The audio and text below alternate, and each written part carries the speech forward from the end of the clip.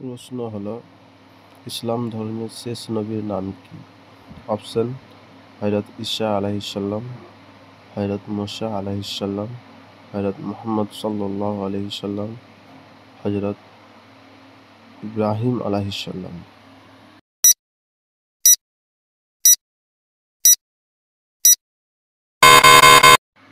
প্রশ্নের উত্তর হলো হযরত মুহাম্মদ সাল্লাল্লাহু আলাইহি ওয়াসাল্লাম।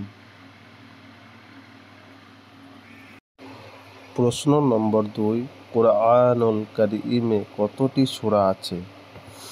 Option A 114, option B 120, option C 112, option D 110।